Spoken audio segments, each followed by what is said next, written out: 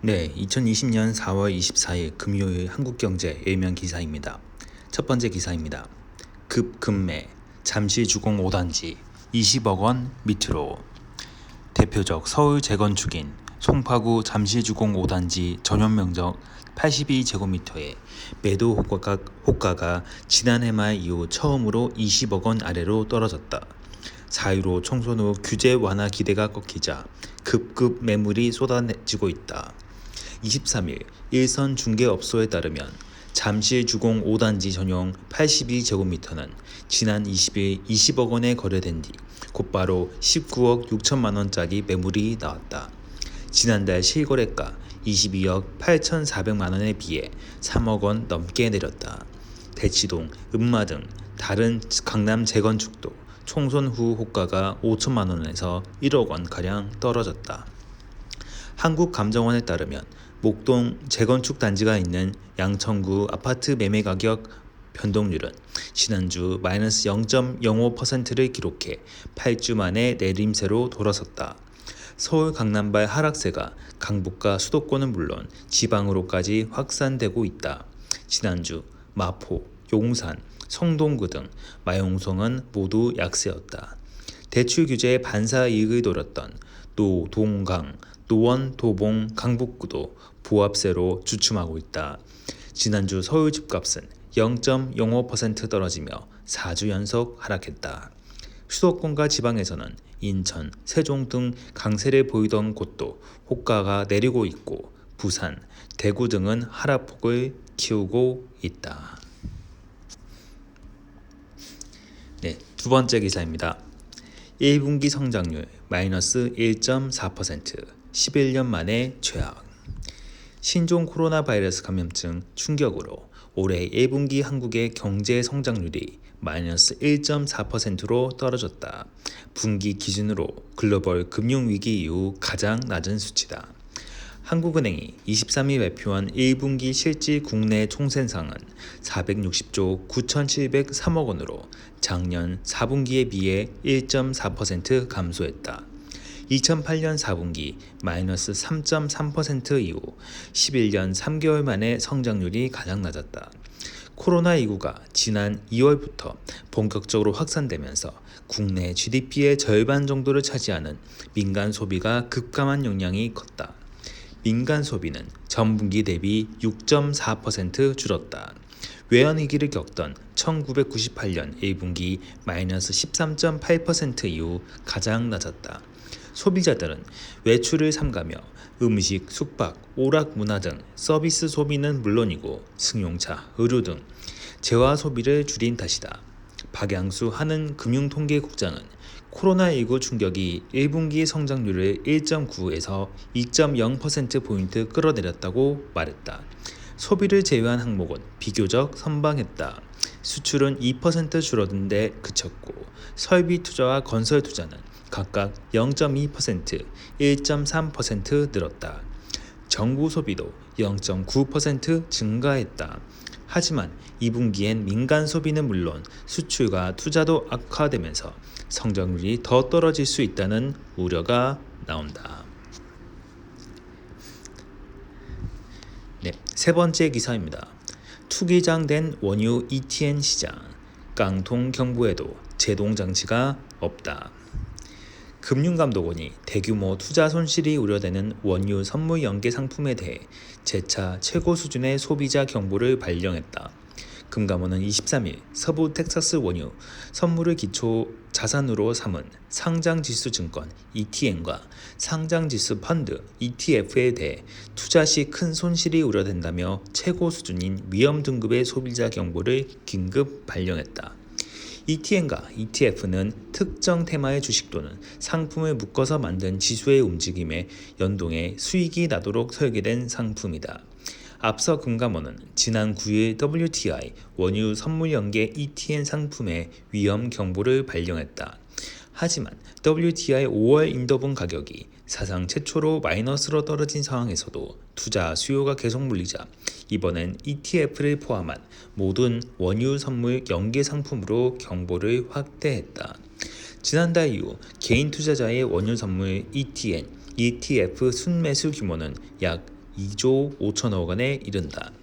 금감원이 소비자 경보를 발령한 것은 유가 급락으로 관련 상품의 실제 가치가 낮아졌지만 시장 가격은 그보다 훨씬 높아 향후 조정 시 큰 투자 손실을 볼 가능성이 커졌기 때문이다. 주가와 순자산 가치 간 차이를 나타내는 괴리율은 원유 선물 ETN의 경우 지난 22일 1044%까지 상승했다. 비교적 안정적인 흐름을 보이던 ETF도 42.4%로 치솟았다. 지난 22일 신한 레버리지 WTI 원유 선물 상장지수 증권 가격은 이론대로라면 하한가 마이너스 60%로 직행했어야 했다. 6월 인도본 서부 텍사스 원유 가격이 42% 급락해 유가 등락률의 2배로 움직이는 이 ETN의 기초 자산인 지표 가치가 87% 폭락했기 때문이다. 하지만 실제로는 28.18% 떨어지는 데 그쳤다. 증권사가 매도 물량이 없었던 것도 아니었다. 발행사인 신한금융투자는 1억 주를 쥐고 있었지만 한국거래소 유동성 공급자 규정상 한 주도 팔 수 없었다. 2014년 도입된 ETN이 변동성 장세에서 제도적 허점을 드러내고 있다. 자칫 원유 레버리지 ETN 시가총액 4,365억 원이 순식간에 증발할 위기에 놓였다. 투기 성향이 강한 한국에서 아무런 안정장치 없이 레버리지 상품을 지나치게 많이 상장시킨 게 화를 부르고 있다는 지적이다. 23일 신한, 삼성, 미래에셋, NH 등 원유 레버리지 ETN 4종목은 가격 왜곡으로 인해 모두 거래 정지 상태였다. 22일 6월 인도분 WTI가 19.1% 올라 지표 가치가 다소 상승했지만 계류율은 여전히 최대 1249%에 이른다. 시장에선 이번 주 ETN 대규모 추가 상장으로 비정상적인 가격이 잡힐 것으로 기대했다. 신한금융투자는 21일 신한 레버리지 WTI 원유 선물 ETN 2억 주를 신규 상장했다. 기존 상장 주식 9,300만 주의 2배가 넘는 규모였다. 21일 하한가 마이너스 60% 수준인 500원대에서 절반인 1억 주가량을 쏟아부었다. 하한가로 만들어야 비교적 지표 가치에 근접한다. 하지만 역부족이었다. 장마판 투기 수요가 몰려 905원 마이너스 38.85%에 마감했다. WTI 가격이 42% 폭락한 22일에는 손을 쓸 수도 없었다. 거래소 업무 규정에선 LP증권사가 괴리율을 6% 이내로 축소시키는 매매만 허용하고 있는데 당시 하한가 가격이 지표 가격 가치의 600%여서 매도할 수 없었다. ETN 지표 가격이 제로가 나올 수 있다는 가정을 하지 못하고 제도를 수립해 곳곳에서 구멍이 뚫리고 있다. 거래소는 거래정지, 단일가 매매 등의 수단으로 ETN 안정화 대책을 내놓고 있지만 투기 수요를 잡지 못하고 있다. 한 증권회사 관계자는 모든 규정이 정상적인 상황을 가정하고 만들어져 지표 가격 관련 ETN 상장 폐지 규정도 모호한 상태며 괴리율이 커져서 거래 정지를 시켰다가 유가가 50% 이상 폭락해 상장 폐지되는 상황이 올까봐 전전긍긍하고 있다고 말했다. 미국에선 2000년대 초반 레버리지 ETN 괴리율 확대로 문제가 되자 발행사에 자진 청산 권한을 부여했다. 증권회사가 언제든지 지표 가치로 ETN을 청산할 수 있다. 실제 한 달 전 유가가 급락 조짐을 보이자 시티은행 등은 유가 등락률의 3배로 연동되는 레버리지 ETN 상품을 자진 청산했다. 한 관계자는 한국 증권사들은 변동성이 커져 레버리지 ETN 운용 비용이 가파르게 늘어나 손실을 보고 있지만 할 수 있는 게 없다고 말했다. 안정장치도 없이 원금 손실 위험이 큰 레버리지 상품을 지나치게 많이 출시해 투기를 조장한다는 비판도 나온다. 한국에선 투기 성향을 가진 단타족들이 늘고 있다. 레버리지 상품 거래가 압도적으로 많다는 것이 이를 보여준다.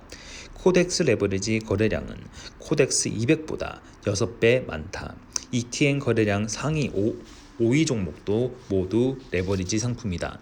지난달 ETF 하루 평균 거래액 6조 8,572억 원에서 레버리지와 인버스 상품 비중은 81.4%, 5조 5,806억 원을 차지했다.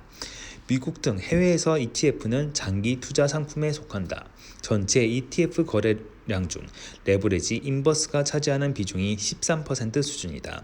미국 ETF 투자자들의 평균 보유 기간은 278일이다. 180일 이상 장기 투자하는 ETF 상품 비중도 전체의 60%를 차지한다.